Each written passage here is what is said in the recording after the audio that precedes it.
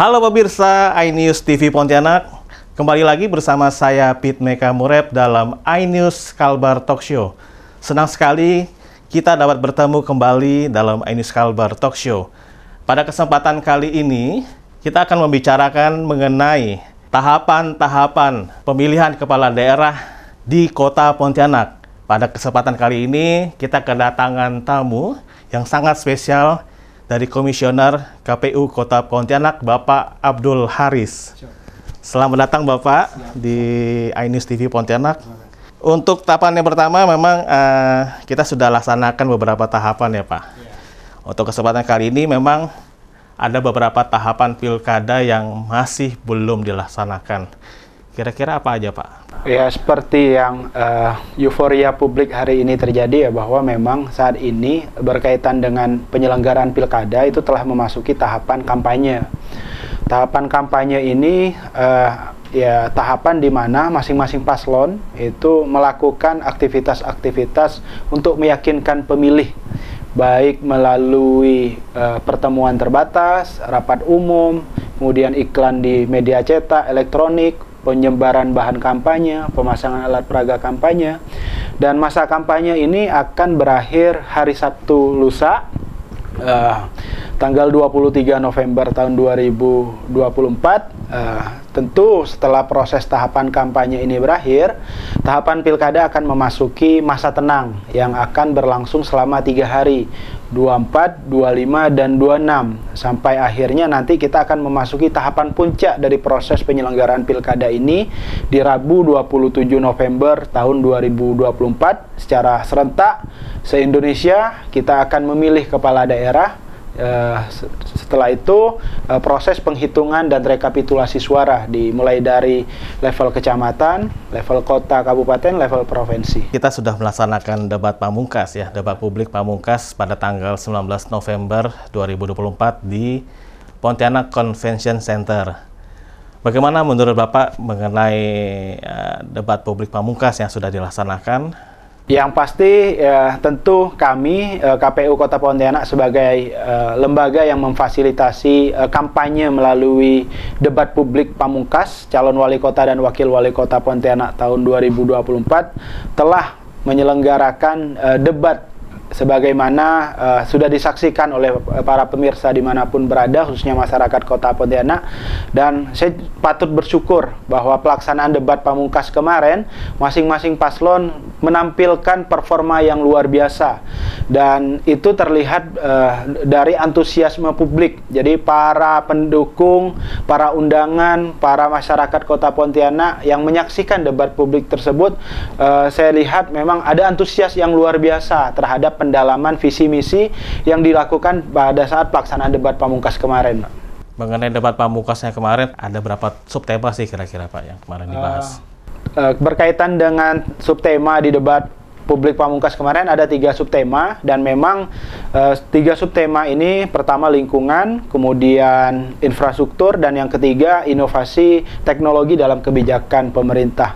Tentu 3 subtema ini sebenarnya adalah hal-hal yang memang dibutuhkan oleh masyarakat Kota Pontianak terkait dengan kira-kira inovasi apa, strategi apa yang akan dilakukan oleh masing-masing paslon dalam memastikan bahwa Kota Pontianak ke depan jauh lebih baik. Saya lihat kemarin tuh situasi lebih kondusif ya Pak ya. Mungkin dari sisi keamanan seperti apa? Ya, untuk pelaksanaan debat pamungkas tentu berkaitan dengan perjalanan proses debat ya, kami tentu bersyukur bahwa debat kemarin berjalan aman, lancar, kondusif, dan hal itu terjadi tentu berangkat dari kerjasama kita semua sebagai penyelenggara, kemudian komitmen dari paslon dan para pendukung, serta undangan, sehingga proses debat pamungkas kemarin bisa berjalan lebih aman, lebih kondusif, dan pesan yang ingin disampaikan oleh masing-masing paslon itu dapat disampaikan secara baiklah kepada publik. Lalu mengenai tahapan-tahapan pilkada yang belum dilakukan sampai tanggal 27 November itu apa aja Pak yang kira-kira belum? Yang pasti hari ini kami di KPU Kota Pontianak itu akan menuntaskan tahapan kampanye sampai 23 November nanti. Kemudian setelah proses kampanye ini akan berakhir, tahapan masa tenang akan masuk di tanggal 24, 25, 26. Nah, di sela-sela masa tenang ini ada tahapan distribusi logistik yang akan dilakukan oleh kami ke PPK, PPS, kemudian dari PPS ke TPS sampai akhirnya nanti di Rabu 27 November itu tahapan pemungutan dan penghitungan suara itu akan kita lakukan. Sudah berapa persen kira-kira kesiapannya? Ya saat ini karena ini udah sudah sangat dekat ya, kami KPU sudah mempersiapkan semua ya, kira-kira 97% proses penyelenggaraan pilkada per hari ini sudah kami siapkan, dan mudah-mudahan mendekati hari H sudah 100% tersiap semua di TPS masing-masing. Berarti sudah hampir sempurna ya, 97% ya. Berarti sudah semua kotak suara itu sudah didistribusikan atau memang masih? Untuk distribusi logistik kita akan jadwalkan sekitar H-2. Okay. Karena bagaimanapun berkaitan distribusi logistik ini kan berkaitan dengan keamanan, kemudian bagaimana kotak suara ini terjaga, kemudian sampai ke tempatnya sesuai dengan waktunya. Untuk itu secara hitung-hitungan, karena memang kota Pontianak ini secara wilayah itu tidak terlalu jauh dan tidak ada tempat yang memerlukan akses kendaraan khusus, dan semuanya bisa dijangkau melalui angkutan darat, sehingga perkiraan logistik ini akan digeser ke kecamatan dan ke kelurahan itu sekitar H-2 sebelum akhirnya H-1 nanti seluruh logistik pemungutan suara ini akan digeser ke TPS masing-masing. Kita akan kembali lagi pemirsa, jangan kemana-mana karena kita masih akan membicarakan mengenai sosialisasi KPU. Inilah Interupsi. Mempertanyakan rasa keadilan. Demokrasi negeri kini diuji. Pertanyaannya, ada apa? Kebenaran, keberanian, dan kejujuran. Ini persoalan serius ini. Demokrasi itu kan tentang keberagaman pilihan. Menggagas kata. Buat saya ada sesuatu yang menarik. Mengungkap fakta. Kualitas demokrasinya terjaga. Saatnya kita bicara. Bisa dibuktikan ya, walaupun agak juga kita masuk ke yang 30 tahun nanti kali ya. Interupsi hanya di iNews. The Great Prime Time. Upaya saya untuk melacak TKP, saya harus katakan ini yang pertama dan eksklusif. Bersama saya, Abraham Silaban. AB+. Hasilnya nanti akan berbeda. Tidak mungkin. Tidak mengetahui sama sekali. Saya Aiman Wicaksono. Inilah Rakyat bersuara. orang itu berangkapi. Tertangkap satu dari sekian, pokoknya ada orang juga The mendengar Prime bahwa Show. Apakah yang interupsi? Saya Anisha Dasida. Dan saya Aryo. Interupsi. Only on iNews. Temani weekendmu bersama program kuliner spesial. Kalaparan, eksplor gokil wisata kuliner.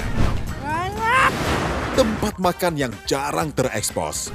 Food Diary, mengupas sejarah kuliner, hidangan viral dari Nusantara sampai mancanegara. Mantep banget, mantep banget. Saksikan kuliner spesial weekend, Sabtu dan Minggu pukul 10 pagi di iNews.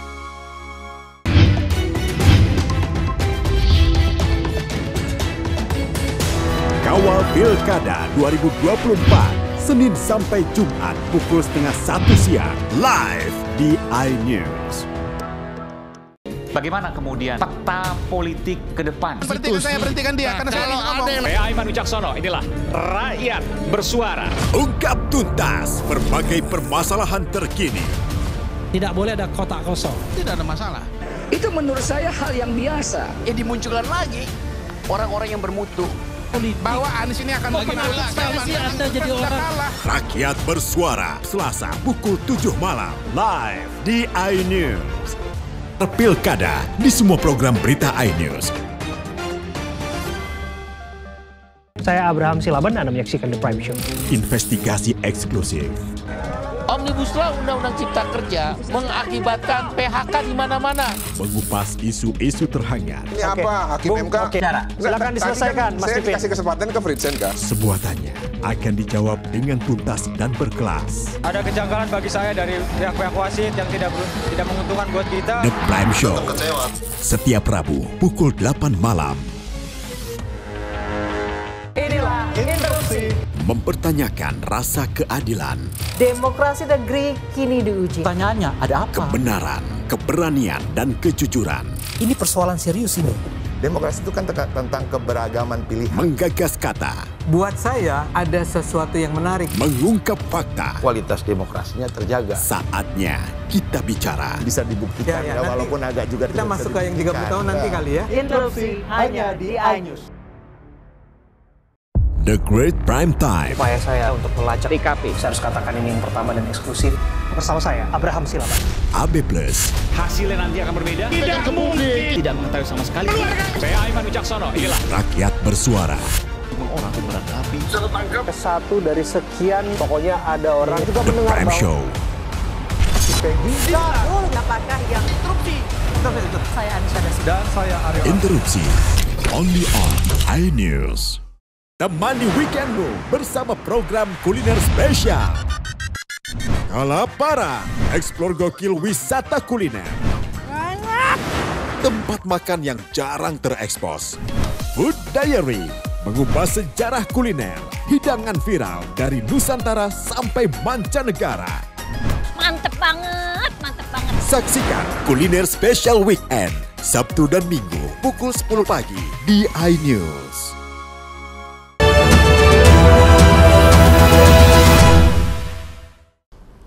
Terima kasih pemirsa, masih di iNews Kalbar Talk Show. Pak Haris, ini mengenai sosialisasi tahapan pilkada serentak ya. Apa aja sih yang belum dilakukan Bapak? Ya, ada beberapa agenda berkaitan dengan sosialisasi kepada masyarakat di Kota Pontianak yang akan dilakukan oleh KPU Kota Pontianak. Tentu kami menyadari bahwa sosialisasi ini menjadi salah satu metode yang paling efektif untuk memberikan informasi, kemudian mengajak dan menyampaikan terkait dengan ajakan kepada pemilih untuk datang ke TPS. Nah, sebenarnya kita sudah melakukan beberapa agenda sosialisasi sebelumnya, dan yang paling dekat ini KPU Kota Pontianak itu akan melangsungkan sosialisasi dengan skala besar karena akan melibatkan banyak pemilih di Kota Pontianak melalui sosialisasi yaitu Jalan Sehat menuju pemungutan pemilihan kepala daerah tahun 2024 yang rencananya akan kami selenggarakan di hari Sabtu tanggal 23 November tahun 2024 ini. Jam 6 pagi ya Pak ya? Jam 6 pagi. Jam 6 pagi. Dan ini ada terbuka untuk umum, gratis. Siapapun pemirsa yang mau hadir mengikuti Jalan Sehat dipersilakan hadir ya. Iya benar. Dalam kesempatan ini juga kami ingin mengajak seluruh masyarakat Kota Pontianak untuk dapat menghadiri agenda Jalan Sehat yang diselenggarakan oleh KPU Kota Pontianak ini. Karena memang Jalan Sehat ini kami siapkan itu sebagai bentuk sosialisasi persiapan dalam rangka pemungutan dan penghitungan suara. Dan kegiatan ini kami buka selebar-lebarnya kepada seluruh masyarakat di Kota Pontianak dengan tinggal hadir saja langsung ke Stadion Sultan Syarif Abdul Rahman pada jam 6 pagi. Nanti kita akan mulai Jalan Sehat, kemudian ada hadiah-hadiah yang kita siapkan juga untuk para peserta yang mengikuti kegiatan tersebut. Bukan hanya hadir mengikuti Jalan Sehat juga, tapi dapat hadiah juga ya. Itu kesempatan yang sangat luar biasa. Bapak, ini mengenai masa tenang Pak. Masa tenang ini kan berlangsung selama 3 hari ya. 3 hari. Apa aja sih yang boleh dilakukan oleh calon kepala daerah ini? Ya, kalau masa tenang ya, sebenarnya untuk calon sebenarnya bisa saja melakukan persiapan dalam rangka pemungutan dan penghitungan suara yang akan dilakukan pada 27 November. Cuman ada beberapa hal yang memang tidak boleh dilakukan di masa tenang, seperti aktivitas kampanye. Jadi seluruh pasangan calon pada saat masa tenang ini memang diminta untuk tidak melakukan aktivitas kampanye, baik itu pemasangan alat peraga kampanye, pertemuan terbatas, kemudian penyebaran bahan kampanye, kemudian iklan di media cetak dan media elektronik, termasuk bentuk-bentuk kegiatan kampanye lain yang dilakukan pada saat masa kampanye. Jadi di masa tenang itu diharapkan memang para pemilih itu dapat merenungkan kira-kira siapa yang akan dipilih para pemilih pada 27 November nanti setelah menerima banyak informasi, edukasi, sosialisasi melalui aktivitas kampanye-kampanye yang sudah dilakukan 60 hari ini oleh masing-masing calon. Berarti semua termasuk alat peraga ya Pak? Iya, termasuk alat peraga kampanye. Kalau hari ini memang kita lihat di sepanjang jalan masih banyak spanduk, baliho, di billboard segala macam. Tentu nanti memasuki masa tenang, seluruh alat peraga kampanye yang terpasang tersebut diminta untuk diturunkan. Jadi sebenarnya ada kewajiban si pemasang untuk melakukan penurunan terhadap alat peraga kampanye yang dipasang di sepanjang jalan, karena memang di masa tenang itu sudah tidak boleh lagi ada aktivitas kampanye. Kalau memang sampai tanggal 24 para paslon tidak melakukan penertiban terhadap alat peraga kampanye, tentu nanti teman-teman Bawaslu, teman-teman Satpol PP dan pihak yang lain juga akan melakukan operasi penertiban alat peraga kampanye yang masih terpasang di masa tenang itu, Pak. Ini juga termasuk di media sosial ya Pak ya? Termasuk di akun-akun media sosial yang memang terdaftar. Pokoknya segala aktivitas kampanye itu sudah tidak bisa dilakukan di masa tenang tersebut. Tapi pada saat masa tenang ini apa yang dilakukan oleh pihak KPU? Kalau dari KPU sendiri di masa tenang tentu ada banyak hal yang kami persiapkan. Pertama itu berkaitan dengan persiapan logistik yang akan kita distribusikan. Hari ini memang kita telah mempersiapkan seluruh kebutuhan logistik di tempat pemungutan suara. Nah, di masa tenang nanti akan kita distribusikan kepada PPK, PPS, dan ke TPS. Dan pastinya nanti H-1 paling lambat itu seluruh keperluan logistik di pemungutan suara harus udah ada di TPS. Selain itu juga KPPS, para petugas di TPS juga akan melakukan persiapan-persiapan dalam rangka pemungutan dan penghitungan suara, seperti mendirikan TPS, kemudian melakukan pembekalan terhadap petugas KPPS yang lain. Kemudian nanti KPPS juga akan melakukan tugas pendistribusian undangan pemberitahuan, pemberitahuan atau biasa dikenal oleh publik itu undangan untuk memilih. Nah, undangan memilih itu akan didistribusikan oleh KPPS paling lambat H-3.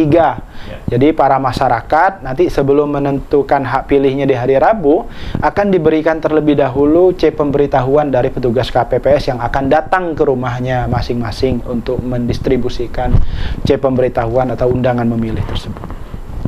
Kita masih akan sambung lagi di segmen ketiga ya Pak. Jangan kemana-mana pemirsa, karena di segmen ketiga ini sangat menarik bagaimana yang harus kita lakukan pada saat tanggal 27 November.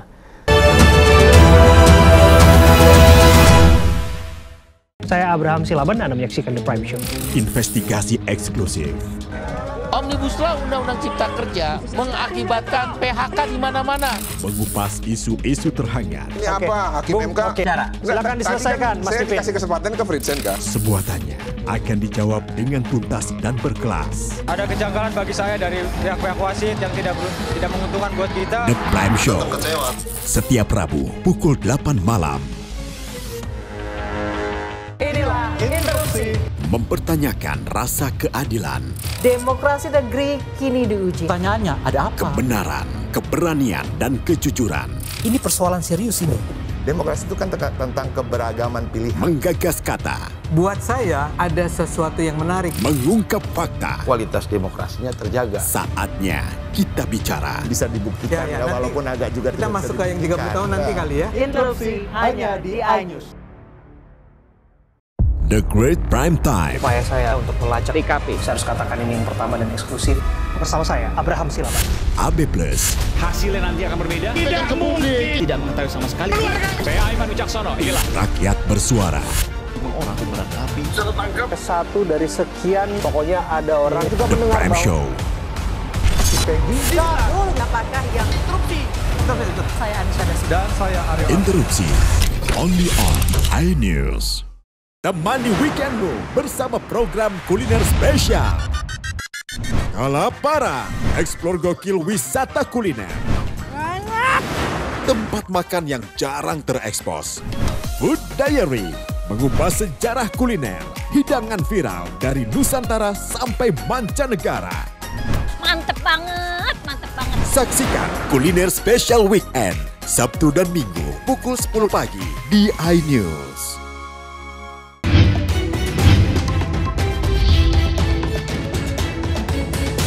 Kawal Pilkada 2024, Senin sampai Jumat pukul 12:30 siang, live di iNews. Bagaimana kemudian peta politik ke depan? Saya berhentikan dia karena saya ngomong. Saya Aiman Wicaksono, inilah Rakyat Bersuara. Ungkap tuntas berbagai permasalahan terkini. Tidak boleh ada kotak kosong. Tidak ada masalah. Itu menurut saya hal yang biasa. Ya dimunculkan lagi orang-orang yang bermutu. Bahwa Anies ini akan Anda jadi orang. Rakyat Bersuara, Selasa pukul 7 malam, live di iNews. Terpilkada di semua program berita iNews. Saya Abraham Silaban, Anda menyaksikan The Prime Show. Investigasi eksklusif. Omnibus Law Undang-Undang Cipta Kerja mengakibatkan PHK di mana-mana. Mengupas isu-isu terhangat. Ini apa? Hakim MK? Silakan diselesaikan, Mas Saya Pipin. kasih kesempatan ke Fritsen, Kak. Semua tanya akan dijawab dengan tuntas dan berkelas. Ada kejanggalan bagi saya dari pihak-pihak wasit yang tidak menguntungkan buat kita. The Prime Show. Setiap Rabu pukul 8 malam. Terpilkada di semua program berita iNews.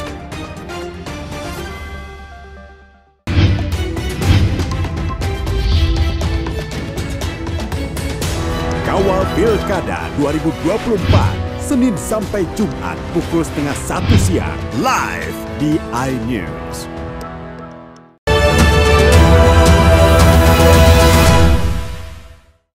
Terima kasih pemirsa, masih di iNews Kalbar Talk Show.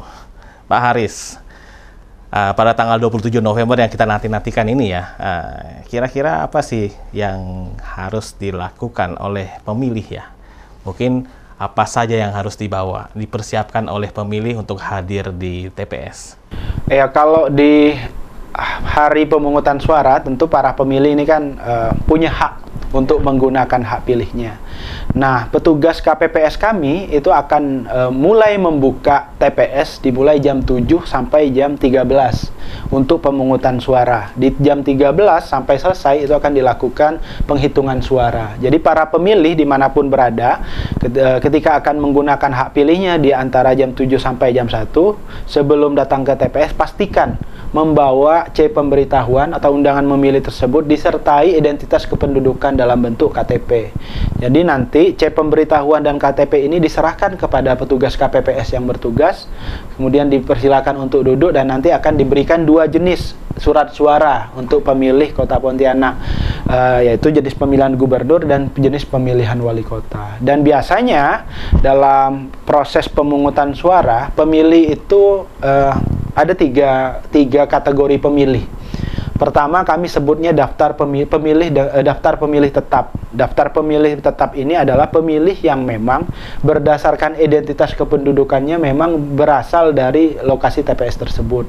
Kemudian ada DPTB, daftar pemilih tambahan. Ini adalah pemilih yang telah mengurus surat pindah memilih karena alasan-alasan tertentu. Nah, alasan-alasan tertentu ini sudah dilakukan verifikasi oleh KPU sampai akhirnya para pemilih pindahan ini atau tambahan ini bisa menggunakan di TPS yang sudah ditentukan. Tentu terkait kertas suaranya menyesuaikan pindah memilihnya. Kalau dia pindah memilihnya di dalam Kota Pontianak, dari kecamatan A ke kecamatan B misalnya, dia akan mendapatkan 2 jenis kertas suara. Tapi dia kalau pindah antar kabupaten, dia hanya mendapatkan 1 jenis pemilihan, yakni gubernur. Kemudian ada satu lagi yaitu daftar pemilih khusus. Daftar pemilih khusus ini dia tidak terdaftar di daftar pemilih tetap, tapi dia punya identitas kependudukan di lokasi tersebut. Maka dia bisa menggunakan hak pilihnya. DPK ini orang yang tidak terdaftar dalam daftar pemilih tapi terbukti punya KTP memang beralamat di situ, bisa menggunakan hak pilihnya di jam 12 sampai jam 1 siang. Oh, jam 1 siang ya. Jam 1 ini siang. juga untuk pemilih yang belum mempunyai KTP tapi sudah 17 tahun ya Pak? Iya, nah untuk para masyarakat dimanapun berada yang memang pada saat hari H atau H-1 sudah memasuki 17 tahun, di sisi lain belum memiliki KTP, mereka tetap kami jamin hak pilihnya. Akan tetapi memang bagi masyarakat yang telah berumur 17 tahun pada saat hari H atau H-1 atau H-2 diminta untuk mengurus biodata kependudukan terlebih dahulu. Biodata kependudukan ini dapat diurus di Dukcapil Kota Pontianak yang memang membuka pelayanannya sampai hari H. Nah, nanti setelah diurus jam 12 bisa datang ke TPS untuk menggunakan hak pilihnya. Jadi bukan kehilangan hak pilih, walaupun tidak punya KTP, dia tetap punya hak pilih, tapi mengurus biodata kependudukan sebagai bukti autentik bahwa pemilih ini memang benar-benar masyarakat di Kota Pontianak, usianya sudah masuki 17 tahun dan berdomisili di wilayah TPS. Berarti mengenai legalitas ya Pak? Iya, mengenai legalitas. Lalu bagaimana untuk para pemilih yang di rumah sakit atau memang yang tidak mampu pergi ke TPS ya, mungkin sakit ya, itu kira-kira gimana? Ya tentu kami KPU tetap akan melayani para pemilih yang baik itu yang berada di rumah sakit atau tidak bisa datang ke TPS. Untuk yang sedang berada di rumah sakit, kami sebenarnya setelah memberikan kesempatan untuk orang yang sedang sakit atau orang yang mendampingi orang sedang sakit itu untuk mengurus pindah memilih. Yang nantinya kami akan berikan kesempatan memilih TPS terdekat dari rumah sakitnya. Nanti akan ada petugas KPPS yang datang ke rumah sakit tersebut untuk memberikan kesempatan kepada orang yang sudah sakit tersebut untuk menggunakan hak pilihnya.